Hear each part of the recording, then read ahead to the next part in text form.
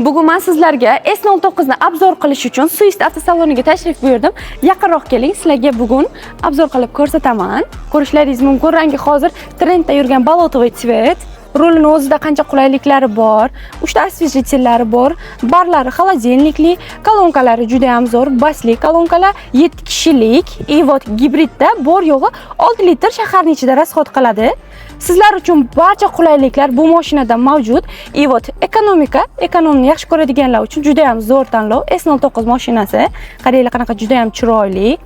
Rangi juda ham menga yoqdi. Menga o'xshab balandda yurishni yoqtiradigan qizlar, yigitlar uchun juda ham zo'r tanlov. Lukni ko'rishlaringiz mumkin. Полный panoramni. Вот mana bu joyda 3 kishini saqlaningiz qilib qo'yadi. O'zingizni, eringizni yoki-da bolangizni. Shunga qarab to'g'irlab saqlaningiz qilib qo'yishlaringiz mumkin. Juda ham qulay funksiyalardan biri. Sizlar uchun juda ham zo'r tanlov. Keyingi obzorimiz benzinda yuradigan S09. Rangini qaranglar, barlari qanaqa chiroyli. Hozir trendda yurgan korичневый цвет. Xuddi o'shanga o'xshab rulida barcha qulayliklari mavjud. Bunda ham osvejitellari bor, xolodilnikli, barlari xrustalli, juda ham chiroyli. Вот. Hamma komfortlar bu mashinada bor.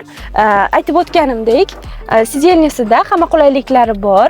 Bu mashinamiz ham 7 kishilik hisoblanib, barcha qulayliklarga ega mashina. Sizlar uchun benzinda bor yo'g'i 10 litr rasxod qiladi. Ekonom, qulaylik hamda kemada yurgandek yumshoq yurmoqchi bo'lsalaringiz, aynan sizlar uchun S09 mashinasi. Faqatgina Swift Buxoroda 1 yildan 3 yilgacha bo'lib to'lashga, ya'ni rassrochkaga olib ketishlaringiz mumkin.